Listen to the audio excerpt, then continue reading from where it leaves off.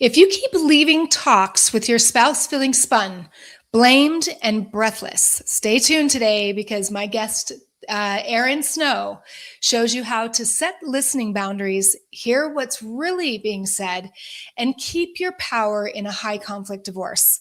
Welcome back. Welcome to Divorcing Strong, the podcast that pulls no punches when it comes to divorce. I'm Becky Sampson, better known as Bulldog Becky Brockovich. And I'm here to give you the straight talk, the strategies, and the subpoena secrets you won't hear anywhere else. With expert guests and proven advice, you'll learn your rights, your options, and gain your power that encourages a fair and equitable outcome. Divorce doesn't have to break you. It can build you. Let's get to it. Well, welcome back, everybody, to another episode of Divorcing Strong podcast. I am your host, Becky Sampson, and wow, it feels so good to be back because this last weekend, my lovely, sweetheart husband and I got some time away for the holiday up into a cabin where it was nice and snowy and cold, and we just got to relax. So I hope you also have been able to find time. Even if you're going through a divorce or supporting somebody through a divorce, it's so important to take some time and just decompress. And today we're going to talk about some emotional side of divorce and setting boundaries and what support is out there, and to be able to navigate through the crazy waters of this time in your life. Because I had a conversation with two ladies last night that both of their daughters just barely got divorced. And one of them's been divorced for 8 months, and she's just like still struggling. And I told her, I said, be patient. It's just a process. It's a process. It's grieving. And we need less judgment from people when we're going through that. And we need more love. And so today is just another great reminder that there's resources out there and to help you through all stages of divorce. So also just want to remind you, as I always do, you can go here to download the divorce terms, 100 divorce terms. These are legal divorce terms that if you learn them, you'll be empowered to understand how to get through the legal system, as well as maybe support somebody through that. Also on better understand the lingo, so to speak, when you are speaking with attorneys and other professionals in this space. So make sure you download that. It is free, and study it up. All right. So on today's episode of Divorcing Strong, I'm joined by Erin Snow. She's a transformative listening strategist and the founder of Seacoast Listening Lounge. Let me set the stage. So divorce can feel like you're living in a courtroom, even when you're not. You're explaining, you're defending, you're translating your plan into something reasonable. And somewhere along the way, you stop telling the truth, the full truth, because it feels like no one can hold it. Erin built her life's work around the opposite idea. That's being truly heard isn't just a luxury, it's a turning point. Through Seacoast Listening Lounge, she's created a safe, confidential, non-clinical sanctuary where women can let it out, sort what's real, and reclaim their narrative without judgment, without fixing, without performing strength. So Erin also brings 16 years of frontline experience as a legal advocate for survivors of domestic violence, sexual assault, and stalking. And she's a trailblazer in the legal world too, becoming the first legal New Hampshire to represent clients directly in the family court, breaking barriers for people who need support and a voice. So today we're going to be talking about what listening changes inside our body, your decisions, and your relationships, especially when divorce has you raw, guarded, or shut down. So stay tuned. This episode is a deep exhale. Welcome to the show. All right, Erin. Hi, Becky. Welcome. Thanks for having me. Well, I told you before the show, I am really excited to have you. And one of the things is when I was doing the research on you is that you're an advocate. And I am such a huge component or supporter of somebody who advocates for people in this space, because I also like to get people to that place where they're advocating for themselves. And you were such a trailblazer. Like, so tell us the backstory of what got you to that point, and where you were just like, you know what, I'm just gonna take this and run with it. And why are you so passionate about it? Yeah. So as you said in the intro, I spent 16 plus years working in the legal field. I was working on high lethality, divorce, parenting, and protective order cases here in New Hampshire. I was a paralegal. Started working on cases with attorneys at our legal aid organization, having a lot of contact with clients. I worked my way up through the years to eventually, I directed the domestic violence project at the legal aid organization. And then I became the first paralegal in the state of New Hampshire to represent my own clients in court under a new law. So I worked my way up, but in that work and with all of the clients that I came in contact with, their stories had such a profound impact on me. I mean, they were facing horrific abuse at the hands of their partners. And that was, of course, challenging to hear, challenging from a legal perspective. It challenged all kinds of things. Yeah. But a common thread was that they were not feeling heard. They were not feeling listened to. And they're like, Erin, I'm telling my story. I am saying it. I'm saying it out loud, which is scary, but I'm saying it and nobody is hearing me. Well, so And let me back up. Before you got into this space, did you have an experience of your own that kind of moved you into it? Is that what? yeah, so I fought that. I did. Yeah. I'm a survivor myself. I'm a child survivor of sexual abuse. Mhm. And I fought that for a really long time. When I found this work, when I saw, oh, there's this paralegal opening doing domestic violence work, I'm like, I can do that. That sounds like a job I can do. I need a job. That sounds great. I resisted that. What happened to me was actually a calling for me to do this work Mm. because I knew very personally what it felt like to not be heard, to not have this voice. And so I took what I wish I had had and I applied that in the work that I did. And I fought that because I didn't want to be good at my job, and I was damn good at my job. I did not want to be good at my job because of what happened to me. I just wanted to be good at my job because I'm a skilled Mm. person. But really, I came to realize and really lean into the fact that no, admitting or acknowledging that I have skills based on my experiences does not give the person who abused me control. Right. Um, it's my cape. It's my hero story. It makes me a better listener. It makes me more in tune with what people are really asking for. And so that's a strength. I put away that it was a weakness and gave him any sort of control. Yeah, I love that you said that it literally is people feel, especially being a victim, feel like they're telling their story. You kind of mentioned this, but no one's listening. Like Mhm. it's like talking to a blank wall, Yeah. right? Yeah. And getting him to that point. And I remember even as a young child, I felt very much that way. Like I Mhm. felt like I would say something, and I'd often say to my friends or my family, I'd be like, I feel like an alien. Like I Mhm. mean, now I have a voice, right? It's taken me years to get to this point. But also being a trained mediator, that is something that we talk a lot about is that people just want to be heard. They want to be Yes. heard and they want to be validated. Yeah. So you saw that common thread through the work that you did. What were the steps that you took to help facilitate people being heard?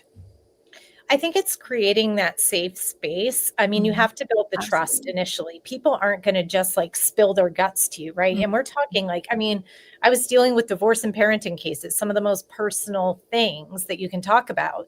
You're talking about things that happened in your relationship, in your marriage. You're talking about your kids, all things that are incredibly intimate and personal.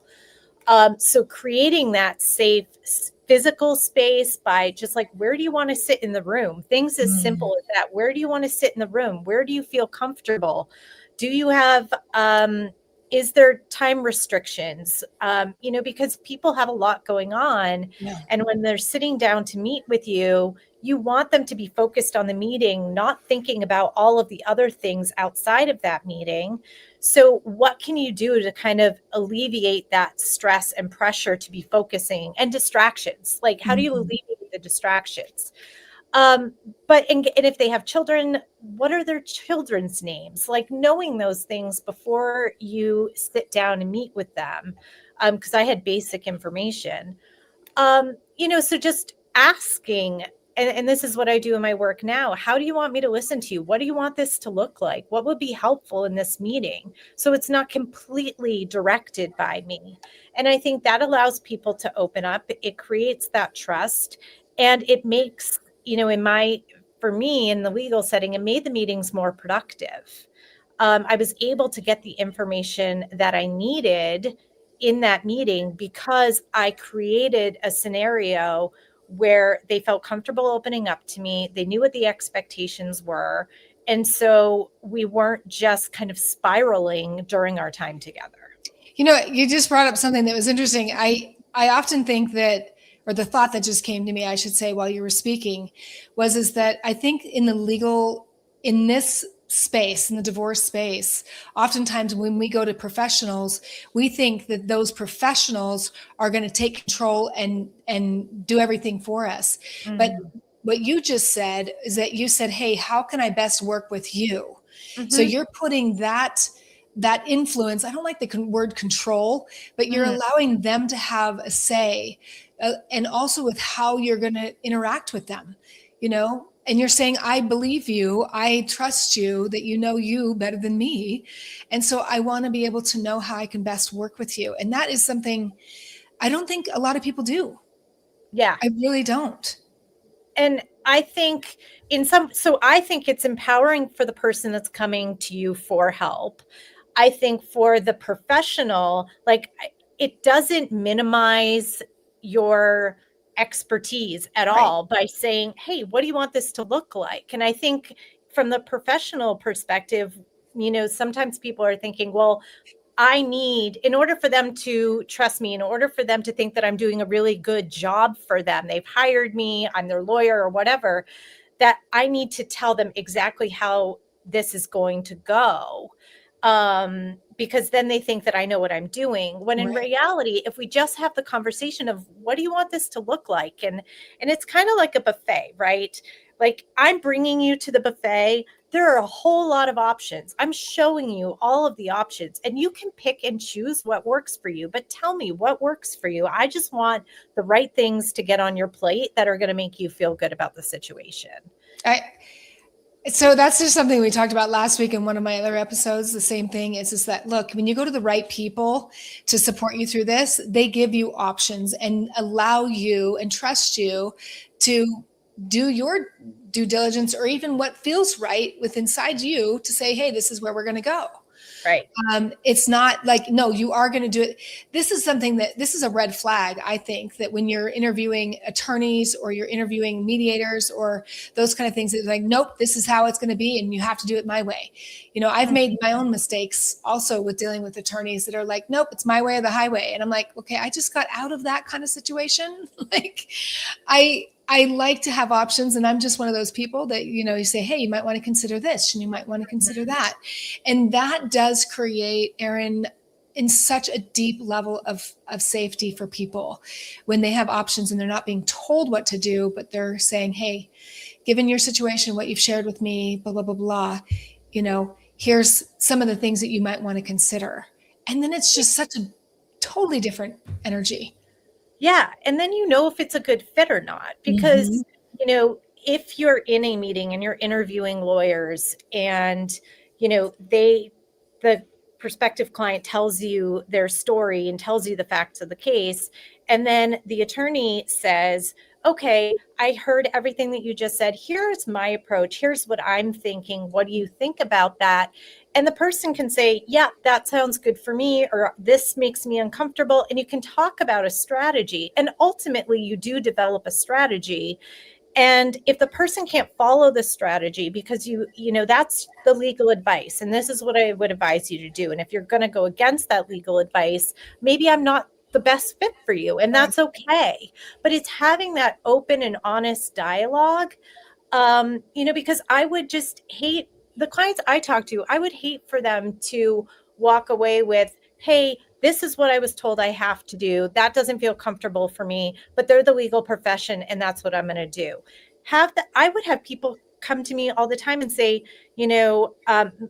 I'm working with an attorney and this is what they're telling me. And I'm like, well, did you have a conversation with them that doesn't feel good for you, or that's not Mhm. right? And they're like, no. And I said, they're like, I don't really want to hurt their feelings, or what if they get upset with me?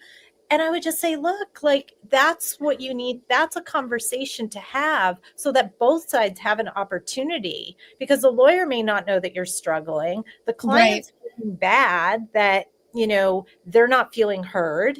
And so having that open dialogue, and if the end result is like, hey, maybe we're on different pages, that's okay.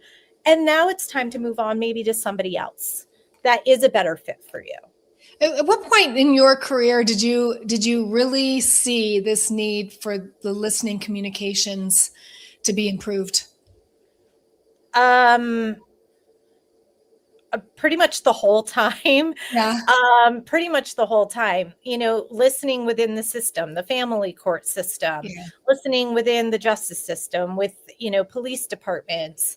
It's all connected. You know, their support system listening, advocates listening, it's all connected. And I think the best examples I saw of listening or communication was when we ultimately did a case review.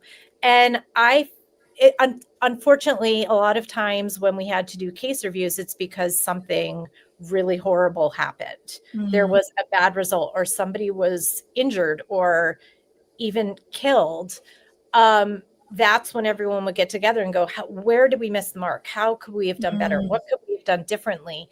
And I was always like, we need to do these things first. Like, let's preemptively, as this situation is happening, talk about what can we do differently? How can these different systems work better together to have better, more positive results? Um, and I think that was frustrating for me when I was pushing and advocating for those things so hard, and it still just wasn't happening. And, a lot of stuff goes into that, like budget issues and like training and a lot of that. And so, yeah, I definitely feel people's frustrations when they're like, I'm saying these things and I'm not seeing the change. I'm not seeing the difference. So what do you recommend for them? I mean, especially if they don't feel like the attorney's listening, if they don't feel like, or maybe they're representing themselves and they're wanting to be heard even in the court system or with mediation. Like, what are some tools that they can do to be heard?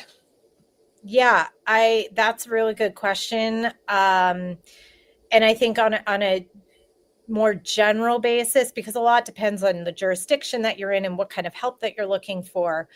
But I would say going through divorce is a traumatic experience. It can be a Mhm. traumatic experience. And your brain is not firing on all cylinders. You're distracted. There's a lot of emotions involved. So, and it can be difficult to get your point across because you're just like, your brain is just going in a million Scrambled. different directions. It's scrambled, right? So, right, exactly.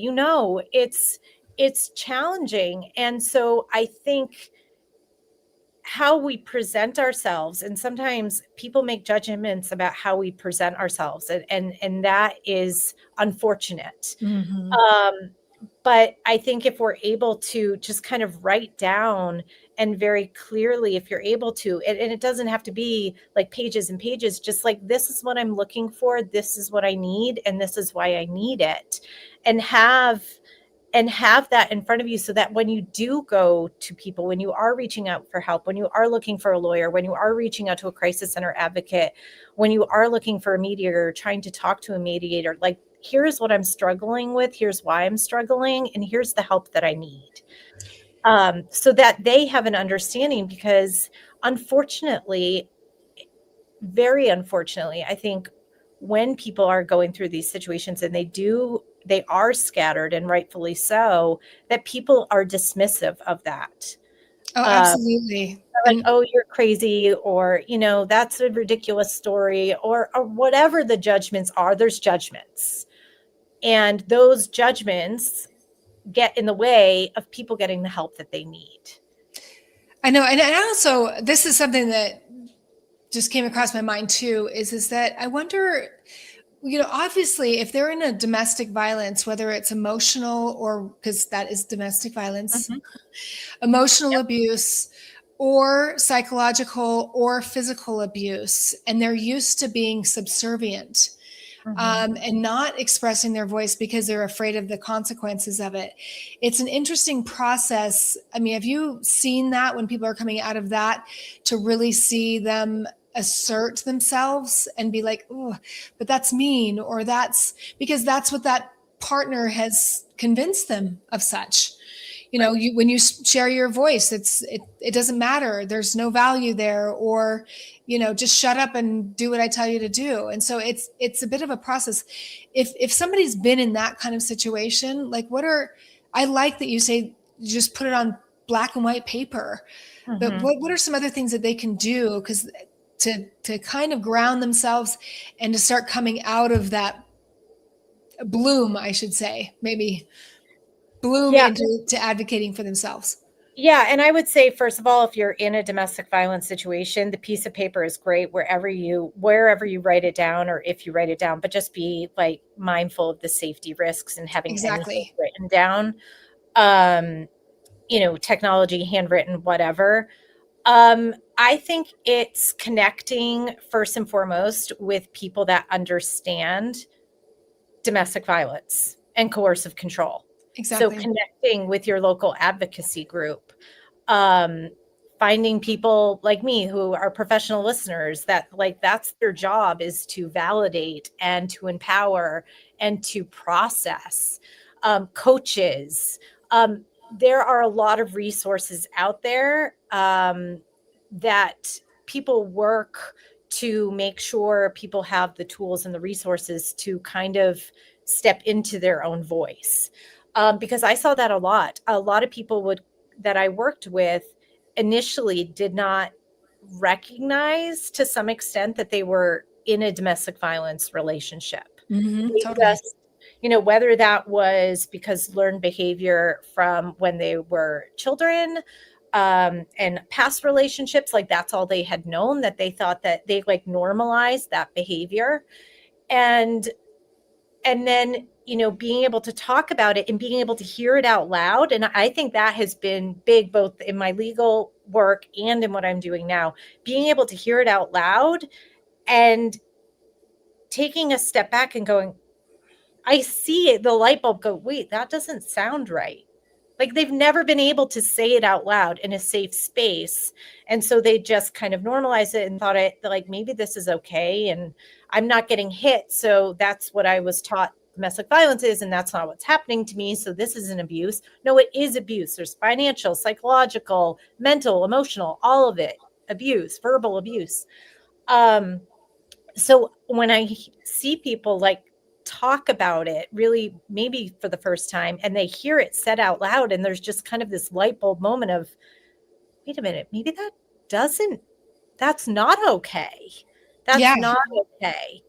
And then connecting with people like crisis center advocates and coaches and all the people that I mentioned, to hmm work with them to really let them know that it's okay to say these things. It's okay to have those feelings. And then what does that bring up for you?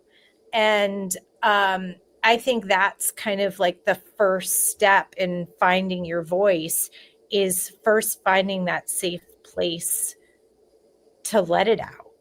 Yeah, you reminded me of when I was going through my first divorce. There was a lot of abuse through email, right? Mm, So, and I have a really good friend of mine who is a therapist, and she was my saving grace back then. But she's like, Becky, here's something you can put in place. And I think I've mentioned it before on the show, but what she did is she says every time he sends you an email, because it was, I mean, first of all, I was unwinding all these years of abuse, and I'm very open to, Erin, you don't know this, but my first marriage, I was very abusive to him in ways, and he was very abusive to me. So I mhm, take full responsibility. However, when it came to these emails, she said, don't open the email unless I'm on the phone with you. And mhm, you're going to read through it once, and then you're going to close it.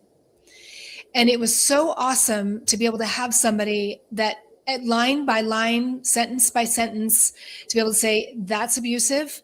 That's, is there some truth in that one?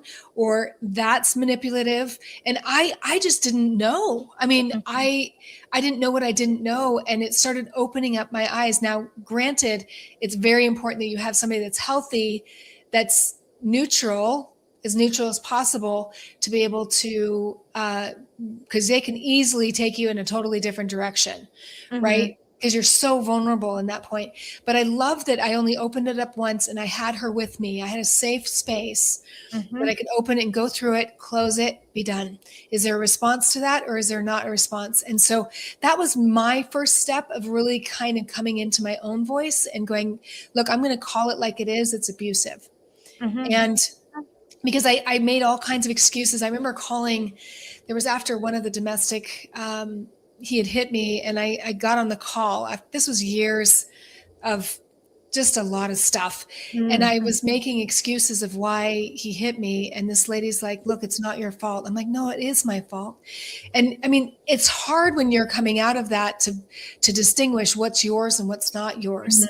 So mhm. having professionals, safe space, like you say, that can help you digest through that and be Yeah. like, hey, do you see this? That's a tactic. Do you see that? Is there something that you need to adjust on your side or take responsibility on your side for that? But yeah, that was a huge thing. And then the other thing that you mentioned is really documenting and making sure your documentation is somewhere that's safe, Yes. that they Yes. that they cannot reach. That whether it's a support group or whether it's a digital something, like I did a lot of journaling. I always kept a journal next to my bed, and then I would take that over to another. Actually, once we separated, I'd have it with me because there were so many things going through my brain. I'm like, and I needed a place to put them all, Mhm, and then go mhm, back and when I was thinking a little bit more straight, mhm. then to be able to dissect that and sort it. Um, but so you do, I mean, you do support groups. Are these live groups, or are these online, or what's? So I do one-on-one work with people, either in person here in New Hampshire, or I do everything virtually as well. So I do 30-minute sessions and I do 60-minute sessions. And it's really that safe space Mhm. where you can show up exactly as you are. There's no fixes. Like, I'm not going to, you mentioned it's non-clinical. It's non-clinical listening sessions. This is not therapy. I am not, it can feel therapeutic, but it's not therapy. And that's the Right. distinction. Yep. And it's just an opportunity. If you're going through a divorce or some other life event, anything that's like overwhelming and just a lot to carry, and you're just like, I'm going to explode if I don't let this out. Or I'm not sure how I feel about this. And so I need to process it. And so that's what I do. I create that safe space where I validate you, where I listen to you. I'm a neutral person. Mhm. I don't have any skin in the game in terms of I'm connected to one side or the other. I'm a completely neutral person. And I always ask people in my sessions, how do you want me to listen to you today? What do you need from Mm. me? I have some sessions where people will say to me, Erin, I just need you to engage in empathetic listening. So demonstrate that you're engaged in the conversation with me. I'm not distracted by my phone. I'm making eye contact. There's the mm-hms, and I'm really in there with them.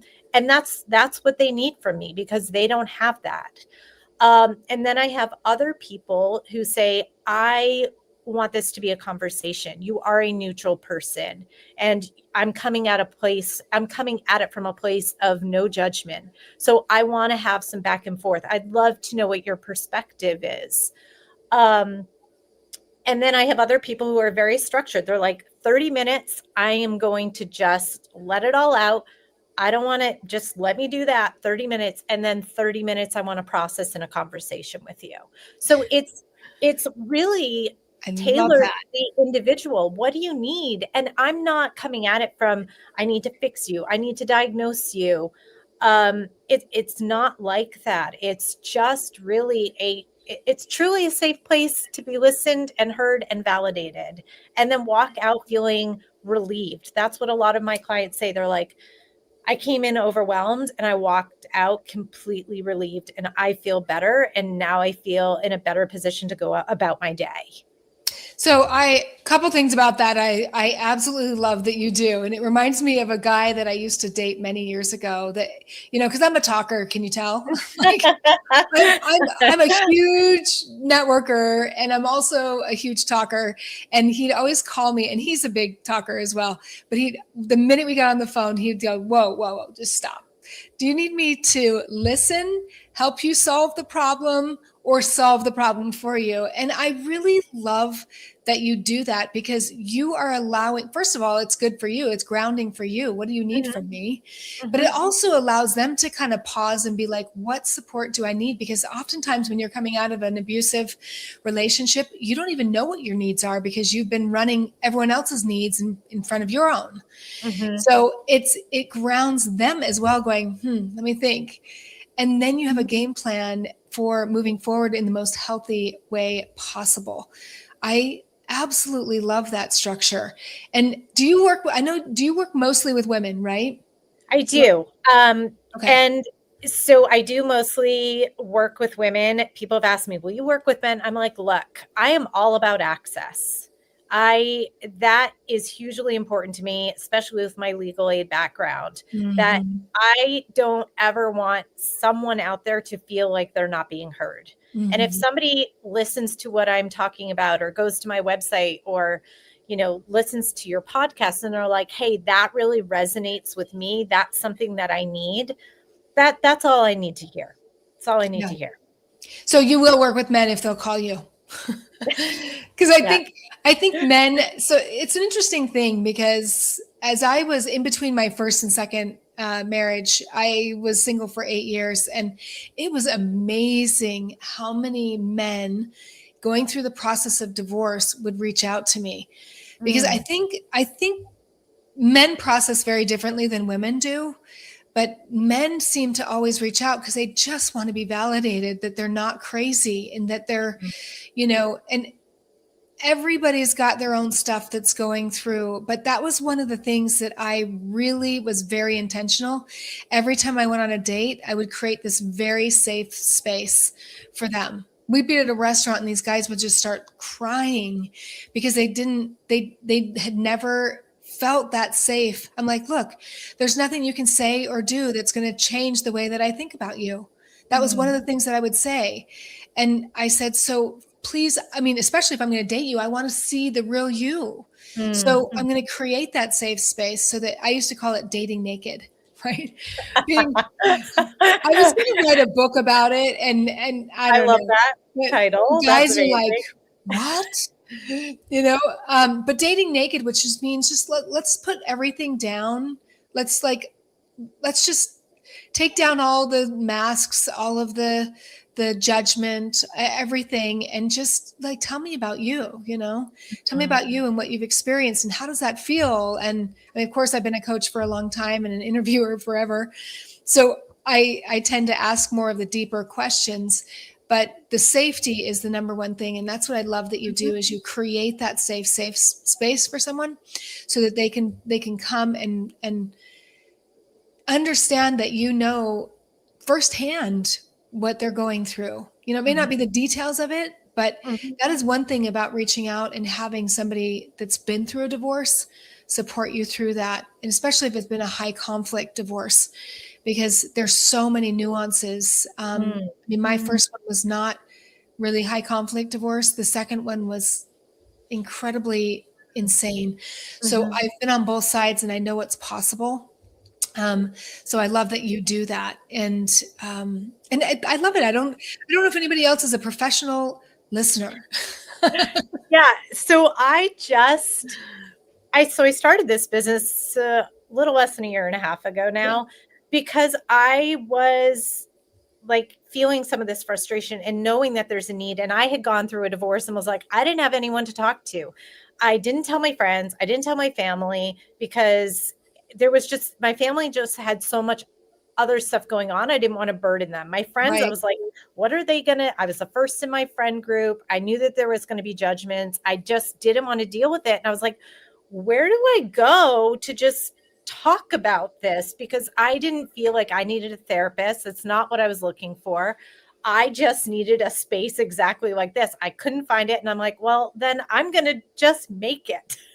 Yeah. I'm going to just make it. And people need this. This is like, I have people say to me, like, there are things that I tell you that I wouldn't tell my therapist, that I wouldn't tell my friends, that I wouldn't tell X, Y, and Z, because they don't need to perform. They don't, we It's a show, safety. we show up in different settings of our lives with sometimes different versions of ourselves based on what we think that person needs from us or what we think we need to present. It's exhausting. Mm-hmm. And so this is a place where all of those different versions of ourselves, we can just like let go. And I'm not gonna judge that. Like Yeah. zero judgment. And So, that's very freeing. so do you help them strategize at all about anything moving forward? Do you just listen? Do you give advice to them and saying, hey, you might want to consider this or that? Or is it just listening? It's whatever the person wants. Mm. And I will provide or I will offer suggestions or advice or feedback, but only if they ask for it. I'm not Mm. going to, if that's not what they're there for and that's not what they need, I'm not giving it. But a lot of times people are like, I really want to know what you think about this. What do you think? Like, again, I'm a neutral person. I don't have any skin in the game. I don't know the players. So yeah, I will absolutely do that. But I also have clients who are like, this space I need from you is to just be present with me as I share my experience. Yeah, no, I love it. And you know, I was thinking that's the name is like perfect for a podcast, right? It's the lounge. But Yeah. most people don't want. I had a gal reach out to me that's going in the middle of a divorce right now, and she wanted to come on the podcast. And I told her, I said, it's probably not the best place. You know, at this point, just because I've been in high litigation, and I know for me, if you are in a high conflict divorce, I highly recommend and suggest that you stay out of the media and put anything out there. It's funny because all my friends were like, "Where'd you go, Becky, for like 2 years, 3 years?" And I'm like, I was very, you know, I'm all over social medias, and I could not afford for me to be out there and then have something come and bite me in the rear end on the back end. Yeah. But it sounds like a great support group that you could even have other multiple women come together, the lounge, and speak and be able to share. Because I think we grow in strength and community when we share with each other where we're at and Yeah. creating that safe space. I agree with you. And I do on Tuesdays have an in-person group, call it a group smash out. I'm looking to move that virtual. So it would be Yeah. 8 women who get to come on Tuesday nights, and we just, vent and talk and share experiences. But yeah, so I agree with you and totally understand that advice too about when you're going through a divorce or a parenting case, you're scrutinized, you're under a microscope. That's what we 100%. would always tell our clients. You're under a microscope. So if you have social media, you've got to stay off social media. Texting is like, don't text, use emails, because texting is really quick and the responses are immediate, and you're not taking the time. Emails, you can take the time and process what you're writing. It's not a quick response. But at the same time, well, yes, that's sound advice, and stay off social media and avoid saying certain things in certain circles. But that's also very isolating because a lot of people use that for connection, and you feel very alone when you're not able to do that, which is why spaces like this are Yep. so needed and so helpful, because you can come in here. It is confidential. You can tell me anything, and you're not at the same time risking that that's out there for public consumption.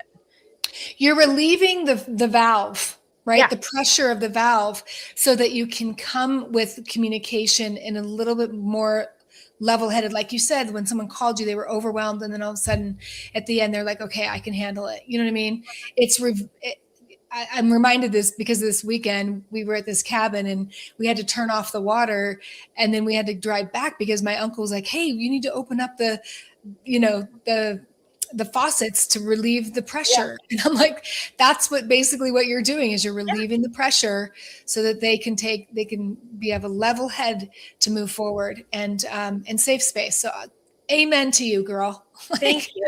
Thank you so much. I appreciate that. Thank you. Yeah, no, I'm giving you validation because I know I saw the power of validation when I did that for the men that I was dating. And eventually, because I mean, they would just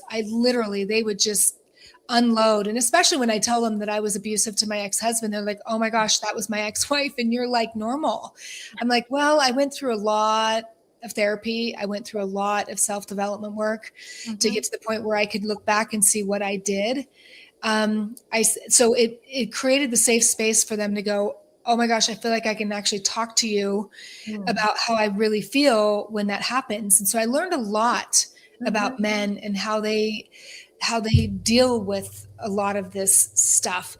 But I told them, I said, look, if I have to be like a coach to you, like a dating coach, I'm probably not the best at dating you. Like I can't date somebody I'm kind of like, coaching. So it became an issue, but I'm grateful for the people that I met and I was able to serve during that time, because it just matters. That's so powerful. So thank you so much for coming on. I know we could talk forever because you've got amazing background also in your legal stuff. So I'll probably have to have you on another time and we'll talk more on the legal side of how do you, because I mean, you did amazing things. When I saw that you were like a paralegal, I'm like, yes, she's my girl. Yeah. Yeah. You learn a lot. I know. Well, thank you so much. Well, here's my question. What does divorcing strong mean to you? That's a good question. I think going through the process of divorce in a way that when you wake up every day, you're like, or not even every day, just when you wake up and you're like, all right, I can do this and it's hard, but I can do this and I'm going to get through this. And it may not always be pretty, but I'm going to try to show up and be the best version of me that I can in this situation, and just keep showing up every day and trying and feeling empowered to use your voice. Absolutely. I love the last part too, is use your voice. Learn that is, and especially if you're dealing with abuse, learning to stand up for yourself and advocating, which is really where we started with this whole thing, and how excited I am that you're in this space as an advocate. That's how you come through. That's how you end up strong. Ask for what you need. Yeah. Yep. Know what you need and then ask for it. Yes. Yep. Yeah, absolutely. Well, thank you so much, Erin, for joining us today. And thanks everybody for joining us on another episode of Divorcing Strong. I've been Becky Sampson with Erin Snow. And please, go to her website, go to her lounge and she'll be there and support you. And please join us on the next episode. I think it's going to be tomorrow. You'll see it in the chat, and we'll talk to you soon. Thanks. Thanks for listening to the Divorcing Strong podcast. This episode is sponsored by Only Subpoenas, where we make subpoenas simple, powerful, and 100% compliant. If you're having a hard time getting the information you need to settle for a fair and equitable divorce, let us help you. Whether you're an attorney or you're navigating divorce on your own, subpoenas can uncover the truth, secure the evidence you need, and level the playing field. To see how we can help, book an appointment by visiting our website at onlysubpoenas.com.